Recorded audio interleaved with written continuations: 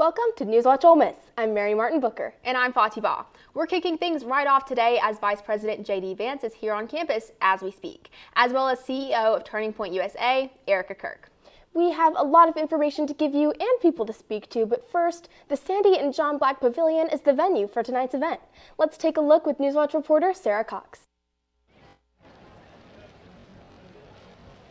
I am currently outside of the pavilion for Turning Point USA. Behind me are thousands of students waiting to come inside. The weather is cold and rainy, but this weather is not stopping anybody. The vibes are high. The excitement is through the roof. Everyone's so excited to get inside. People are still waiting for the students to go inside because the general admission has not went in until all the students are in. Right back to you in the studio. Thank you, Sarah, for that live look. Now staying with Turning Point, lines started early today with the queue opening at 11 a.m. and doors opening at 3 p.m. NewsWatch reporter Caitlin Salas has the story. The University of Mississippi is hosting the CEO of Turning Point USA, Erica Kirk, and the Vice President of the United States, J.D. Vance. And lines are proving to be the most difficult hurdle for attendees. I've been here since 9 this morning. Been here several hours and going to be here for several more. Doors for this event don't open until 3. However, some students started lining up before 11. And for non-student attendees, preparation for this event started long before today. We have been waiting here for a couple of hours. We got here right when they first opened the doors, parked on the square, walked over to the university. It's really bad, it's just cold and rainy. Attendees across the line are excited about what is to come from this event. This is amazing. Really. I mean, it just warms my heart to know that my future I feel really good about the future, seeing all these young folks out here just to get in and see such an inspiring people. Charlie wouldn't want us to give up. This is the best outreach that anybody can go to, so he didn't give up, so why would we? At not even 1 o'clock, the pavilion is packed like no other. Make sure to keep tuning into NewsWatch to hear the latest updates for the Turning Point USA Tour. Also happening now, in response to the Turning Point USA event, University of Mississippi College Democrats are holding a counter event titled Mississippi Rise Up Town Hall. At the Gertrude C. Ford Student Union from now until 6:30 p.m., the event is being hosted by Professor of Sociology James Thomas and Tennessee State Representative Gloria Johnson. In a joint statement released Thursday, UM College Democrats stated the counter event is, quote, intended to show that our campus and student body is not beholden to any singular ideology. Earlier today, our reporters had a chance to go out and speak to people waiting in line about what Turning Point event means to them. This tour visit spread to audiences much further than just here in Oxford, with many ticket holders coming in from out of state. Oklahoma and Louisiana, and this is way more students than I saw over there, so, hopefully we get in, and yeah, it'd be nice to see them. No, I'm just, I'm really glad to see so many people turned out. It's been nice. I wish I had made some time to go see Charlie when he was alive, but, it's inspiring to see so many people come out for his mission. I went to the memorial in Phoenix, and it was just so moving, and it was such a wonderful Christian experience that when I found out that they were going to continue the Turning Point tour, I had to come here. I had to. He was fighting to defend freedom. He was fighting to make sure that the conversation stayed open because, as he would often say, once people stop talking, bad things start happening. And that was very important that we keep those direct lines of communication between the right side and the other side open. On the other side of things, students were able to register for free tickets. So many are in attendance. NewsWatch asked how people are feeling about the safety measures being taken with this big of a turnout.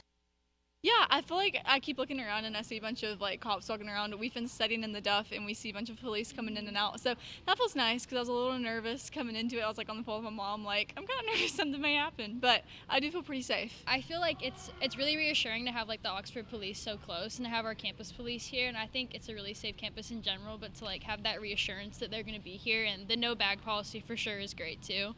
That makes me feel a lot safer. That being said, we have confirmation that the university and its chapter of Turning Point USA have taken drastic measures to ensure everyone's safety is a top priority, especially Vice President J.D. Vance. They just did a bomb sweep for the pavilion, so making sure everything's safe. And yeah, there's also a ton of police here. Police from Mississippi State came up, and I believe maybe some police up from Memphis as well. So just very high security, making sure everyone's safe.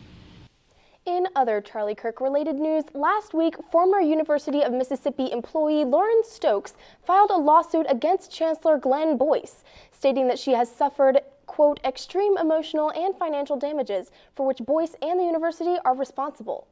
Chancellor Boyce fired her after she reposted commentary about the death of Charlie Kirk on her private Instagram account. Stokes claims that Boyce is violating her First Amendment rights.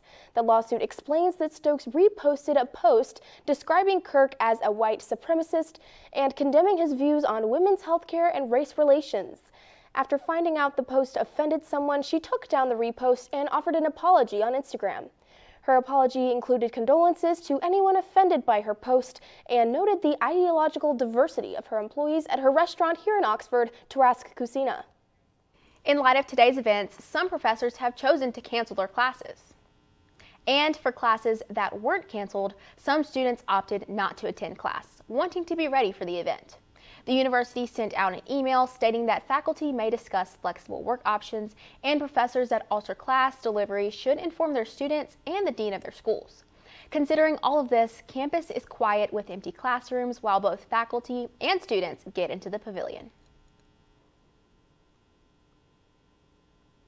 I only had one class today, so I don't really know. I didn't go to my first two classes because I was sick, and then my third class got canceled and my fourth class got canceled. But I think the overall impact is kind of positive. I feel like a lot of people are looking forward to it.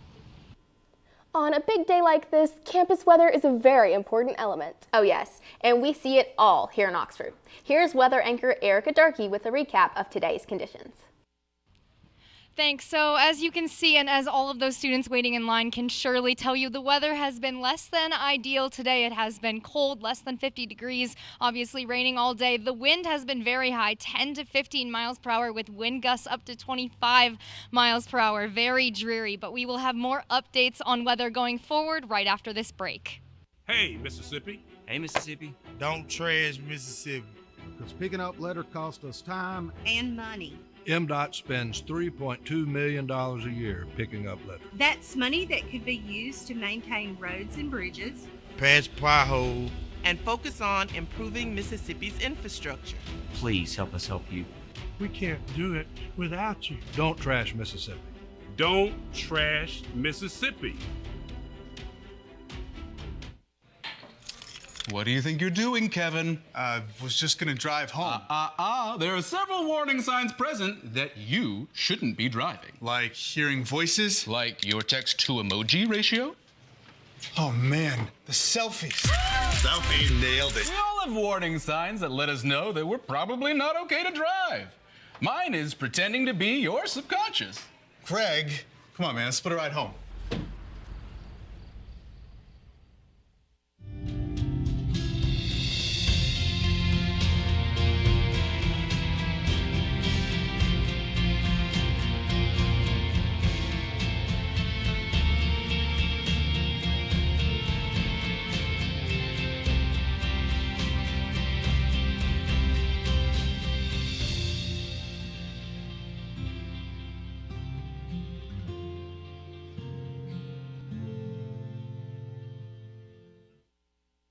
Have you ever seen somebody treated unfairly because of the color of their skin? Do you guys know what it means to have white privilege? What is racism and what do you think about it? Talk to young children about what racism is, giving them the language to understand it. They can be disruptors. They can shape and shift culture. We may not always know the answer, but we'll try and help you learn. You don't have to have all the answers, but that doesn't mean we can't start.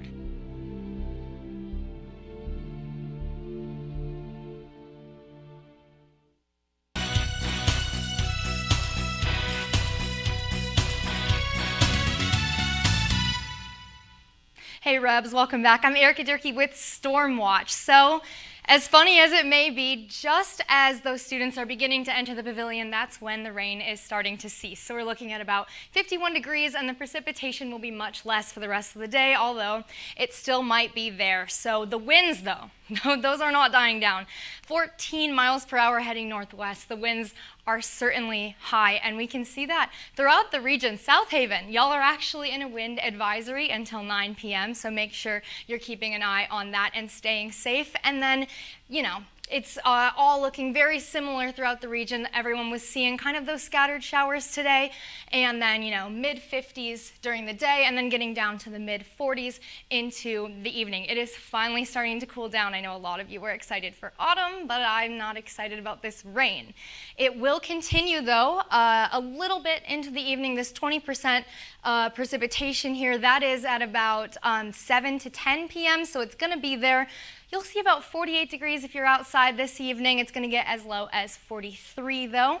It'll be a little bit overcast, and those winds are still going to be very high this evening. So whatever you're seeing on your weather app temperature-wise, I would subtract about 5 degrees for that to account for that wind chill, because it's very windy. And then obviously with all of this rain today, the humidity is sky high.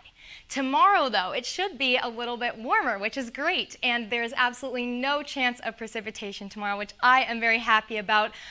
The wind will still be high, but I am envisioning, a nice autumn day because we have these higher temperatures and no rain, and that is what we have been waiting for rather than this wind and this rain. Looking at our region, though, as I said, it's going to be warmer tomorrow. In turn, tomorrow evening, it is going to be cooler. I mean, look at this discrepancy over here in Corinth and Tupelo with 60s during the day and high 30s into the evening. So it is going to be a lot cooler in the nighttime, but we will have a nice autumn day tomorrow throughout the entirety of our region. No one is expecting any precipitation, thank goodness. I do want to turn everyone's attention, though, to a little bit more of some global or international weather information, because I know there's been a lot of local news right now. It is important that we are keeping our eye over in the Atlantic Ocean. Hurricane Melissa recently tore through Jamaica, and there was a lot of devastation, which I know a lot of us are worried about. Here I am talking about our 25-mile-per-hour gusts of wind, and it got as high as 185 miles per hour. It was very dangerous. There have been some reported deaths. In Haiti, there are some people still missing. 77% of Jamaica is without power, so I know we're very concerned about that. It is now moving north, so it went through Cuba. It decreased to a Category 3 storm. Looking at this map, this is from CNN Weather. We're seeing that this storm is, moving up north through the Atlantic, and although the severity of the storm, the category of the storm is lessening and getting, more favorable, it is also growing. It is increasing in size. Back to Oxford, though, looking through the rest of our weekend. I talked about that, really the cold evenings. We will see a little bit of frost Thursday evening and Friday morning, but it'll be gone by 8 a.m. And then that precipitation we're seeing is few and far between. It should not affect your weekend plans, so hopefully we are seeing that Oxford autumn that we all deserve, right? I have been waiting for it because it was a crummy day today. Exactly. I cannot tell you how many times my umbrella flipped inside out because of that freezing wind and rain. It was not good. Well, Fati, even through all the weather and umbrellas flipping inside out, we were still able to see the motorcade making its way towards campus. This has been an incredible opportunity for the University of Mississippi, and coming up, we have a look back at the events that led up to Vice President J.D. Vance and Erica Kirk coming to campus. NewsWatch Ole Miss will be right back. My name is Charles Taway. I was in the United States Navy, flight deck, Harry S. Truman. A veteran friend of mine took his own life with a gun. What didn't take place? What didn't happen that could have prevented that? Safely storing your weapon is important. It's your guard that you put up beforehand to ensure that if you're not in the right state of mind, you're still watching your own back. Service never stops as far as locking it up properly. Protect yourself and those around you. I don't think that many kids in my son's school even do it. He makes fun of his friend who vapes. He would never try it. She's into soccer. She's on the honor roll. She's just not the type. No way. No way. No way. No way. My kid would never vape. Get your head out of the cloud. Today, nearly 8,000 kids will start vaping. Maybe even yours. Learn about the dangers at talkaboutvaping.org. Hey, let's check out this park. Oh, wow, that's really cool. To find a great local park or forest near you, go to discovertheforest.org.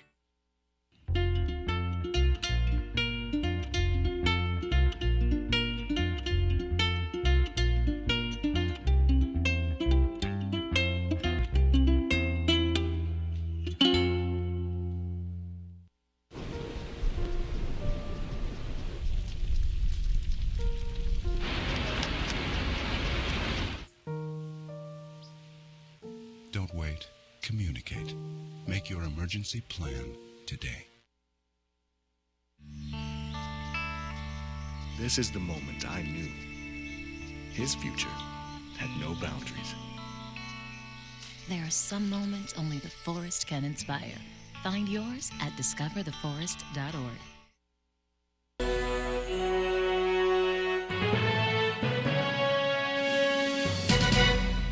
Welcome back to NewsWatch Ole Miss. With JD Vance and Erica Kirk on campus today for This is the Turning Point tour, let's take a look on how we got there. Starting with the assassination of conservative influencer and former CEO of Turning Point USA, Charlie Kirk. On September 10th, Kirk was assassinated while speaking at Utah Valley State University. The event was a part of Turning Point USA's The American Comeback Tour. Ole Miss was on the tour schedule, with Kirk planning to come today. A gunshot rang throughout the crowd. Kirk was hit in the neck and then rushed to a nearby hospital where he was later pronounced dead. The shooting sparked an area-wide manhunt. And walking through the aftermath of the assassination, the Associated Press reports that almost 20 minutes after Kirk was shot, the FBI arrived on the scene. Later that afternoon, President Trump announced on social media that Kirk had died. At 4:21 p.m., FBI Director Kash Patel posted on social media there was a suspect in custody, but later retracted that statement, saying that the suspect was released and the gunman was still at large. The next day, September 11th, the FBI released pictures of their person of interest. At 9:00 p.m. that same day, Tyler Robinson turned himself in to the Washington County Sheriff's Department in Utah. A few days later, on September 15th, Director of the FBI Patel said that DNA found on a towel wrapped around the rifle used in the shooting was a match to Robinson. Prosecutors then charged Robinson with aggravated murder, felony discharge of a firearm, and obstructing justice. Text messages between Robinson and his partner were released, showing Robinson's confession to the assassination. In an Oval Office statement, President Trump expressed his grief and anger about the death of Charlie Kirk. He stated that Kirk has, quote, become a martyr for truth and freedom. President Trump also posthumously awarded Charlie Kirk the Presidential Medal of Freedom. Vice President JD Vance, who had a close relationship with Kirk, released a heartfelt tribute, calling him a, quote, true friend in his 1,000-word eulogy. 2 days after his passing, Charlie Kirk's wife, Erica Kirk, addressed the public in a 17-minute video, stating the legacy her husband built, quote, will not die. Taking a look at Kirk's widow, Erica Kirk, who has now stepped into the role of CEO of Turning Point.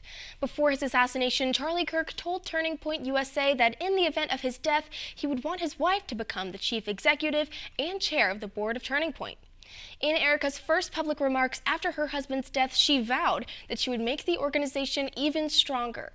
Erica Kirk will continue the American Comeback Tour of college campuses. President of the Ole Miss Turning Point chapter, Leslie Lackman, talked to NewsWatch about the importance of Kirk and the vice president coming to campus. The response has been enlightening and thrilling to see students across the country see Ole Miss as the stop to be. Charlie Kirk really had a message of making sure that students on campus were politically active. We're hoping to provide the message that this is the turning point. Conservatism is alive in colleges across America, and Ole Miss is a founding father of that idea. This recap brings us to today, where Vice President Vance and Erica Kirk are now about to take the stage speaking on campus. So how big of an event was this for you? Do you know a lot of people going? Yes, Fati. Well, actually, yesterday, a lot of my classmates were saying they don't care that it's going to start at 11. They're going to start making laps around campus, wait till that clock strikes 11 a.m., and they are going to be getting right in line. So a lot of people are going that I know of. What about you? Same here. I heard a lot about that. All right, well, we have been covering Turning Point for a while, and Haley, I would love to hear how this is affecting Ole Miss athletics. Yes, Fati, and I will have more on that coming up. But speaking of important figures, we are going to talk about Cody McMahon and standout Trinidad Chambliss. All of this when we get back from this very short break.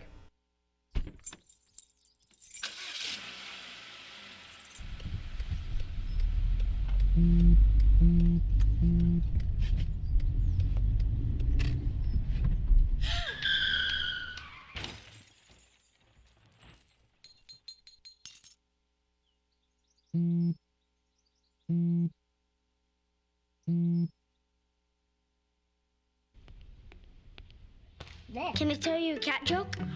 Just kidding. Why did the girl ask the mushroom to dance? Because he was a fun guy. What do you call a pig that knows karate? Pork chop. So how does a tissue dance? Put a little boogie on it.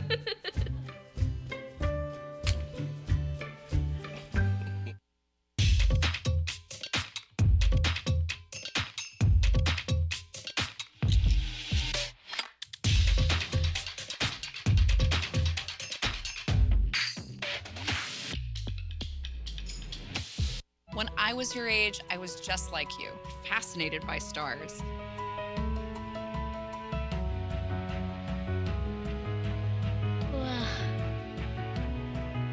But now I get to search for life in the universe. And who knows, maybe life is looking for us too. So we're like aliens to them? Yeah. Does anyone want to be a scientist now? I do. Awesome. We need more girls in STEM. Maybe we can find aliens. Play Eric Amarola's Race Day Mix.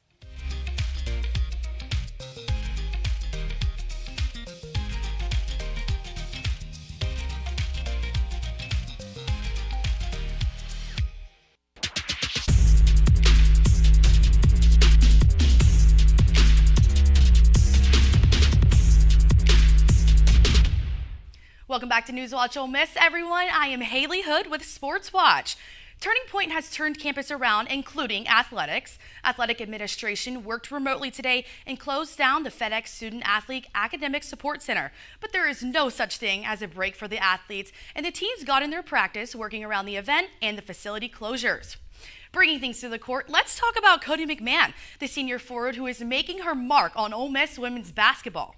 The Ohio State transfer is already turning heads, averaging more than 12 points per game last season. And now she's stepping into a huge role for the Rebels after losing 4 starters from last year's Sweet 16 squad. Cody isn't just a scorer, she's on the Cheryl Miller Award watch list, again recognizing her as one of the best small forwards in the country. She started all 97 games at Ohio State and earned multiple All-Conference and All-American honors. Be sure to watch her closely this season, especially if she keeps knocking down those threes and helping Ole Miss make some noise in the SEC. The Gillum Center was active this past weekend. The number 9 ranked Aggies swept the Rebels for their 5th straight win. Sports reporter Dylan Labor was there to catch the action and get some feedback. Ole Miss volleyball took on the 9th ranked team in the country, the Texas A&M Aggies, on Sunday. The Aggies beat the Rebels 3-0. Ole Miss fought hard all 3 sets, barely losing the first 2, 25-23. They lost the final set against A&M 25-14. I talked to freshman Aggie setter Kira Musgrove and asked her about the Aggies' game plan against the Rebels. We go into every single game, including this one, just going out for a grind. Like, you never know what each team is going to bring. Like, we go with our scouts, and just every team is dangerous. So we came in with a really good mindset. Ole Miss had 33 kills, 32 assists, and 37 digs.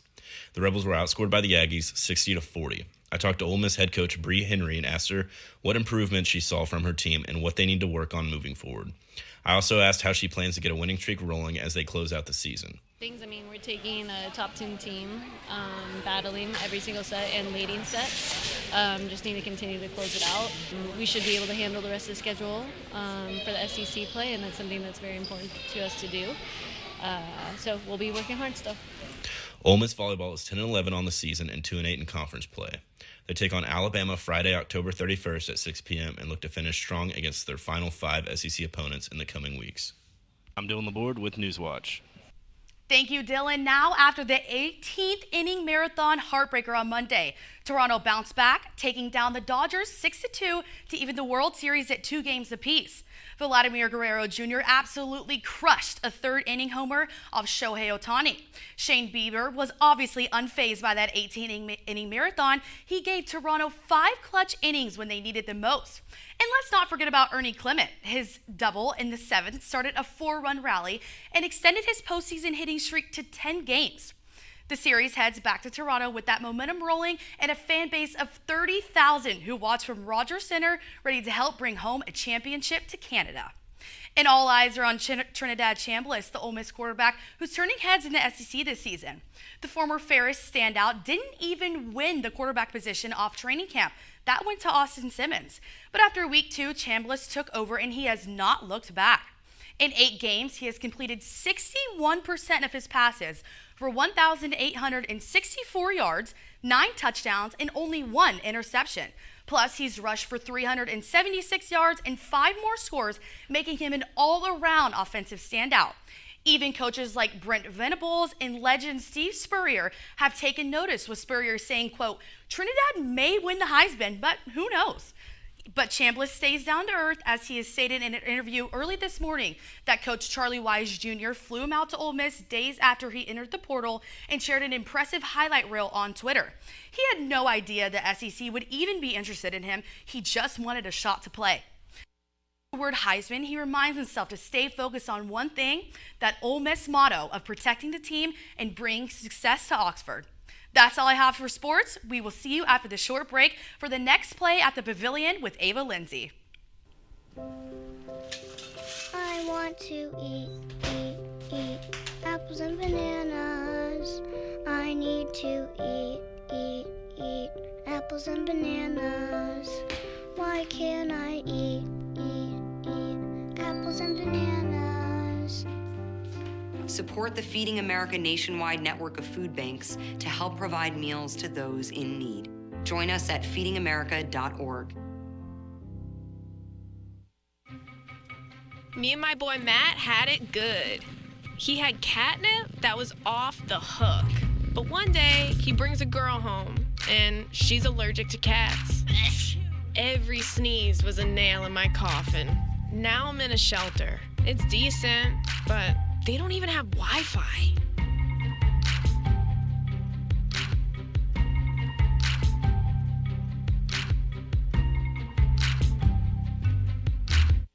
STEM is everywhere. Like here, behind the scenes of The Walking Dead. When we break down clothes, we tumble it with trisodium phosphate, rock salt, and dish detergent. We stitched together images of our model and created a 3D set that can be walked through in a VR headset. We're able to turn 12 walkers into 1,000 walker hordes. STEM can create new worlds on and off the screen. What will you make with STEM?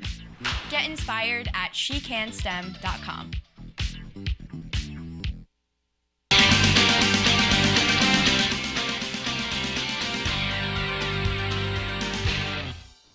Welcome back to NewsWatch Ole Miss. Before we close out tonight, the Turning Point event should be in full swing. Let's take another look at the pavilion and see what's happening on the scene with NewsWatch reporter Ava Lindsay. Ava? Now we are out front of the pavilion getting ready for Turning Point USA to begin. Students are still trickling in and we still have not heard word on general admission. We also hear from inside that there is crazy security, including all things metal detectors and safety. Back to you, the studio. Thank you, Ava. That's all we have for tonight. I'm Mary Martin Booker. And I'm Fatih Baugh with your latest news. I'm Yerka Durkee with Stormwatch. And with Sports Watch, I am Haley Hood. Thank you for watching NewsWatch Ole Miss, where we keep it live and keep it local. Be sure to tune in tomorrow at 5 p.m. for a full look at tonight's event and the concurrent Ole Miss Democrats Town Hall. Have a great evening.